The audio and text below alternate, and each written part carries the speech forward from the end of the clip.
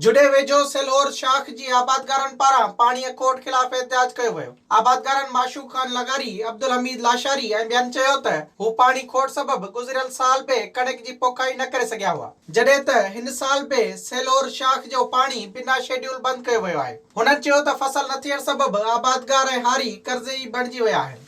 हू ऑफिसनि जा चकर काटे थकिजी पिया आहिनि। असांजे मथे CM साहब के या PM साहब के या डायरेक्टर साहब के इल्तिजा है, महिरबानी करे असां सां हीउ ज़ुल्म बंदि कयो वञे, असांखे पाणी ॾिनो वञे। हिते असां वटि 50% पाणी जी खोट ते हीउ सिस्टम हलाइनि पिया ऐं हिन साॻी सब डिवीज़न नौकोट में ही and ji sub division Mithrau जी इन ते जेके डायरेक्ट वाटर कोर्स आहिनि उहो रियायत में बि आहिनि ऐं उहो कंटिन्यू रेगुलर हलनि पिया। आबादगारन चयो त संदन शाख जो कम सही न आहे थियल, जंहिं सबबि खेनि पाणीअ बि पूरो नथो मिले। असांजी शाख जेका ठही 28 करोड़ जो ठिको MB मुताबिक़ उहा शाख बि असांजी कोन ठही आहे।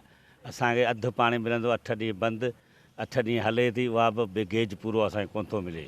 पर साल बि असांजी कणिक कोन थी, हींअर बि कोन थी थिए, 2 वारा बाक़ी रहिया आहिनि, असीं छा कंदासीं। आबादगारन आला इख्तियारनि खे अपील कई त फौरी तौर पाणी ॾेई मुआशी क़त्लेआम खां बचायो वञे। विज़िट कयो अवामी आवाज़ मीडिया ग्रुप जी वेबसाइट awamiawaz.pk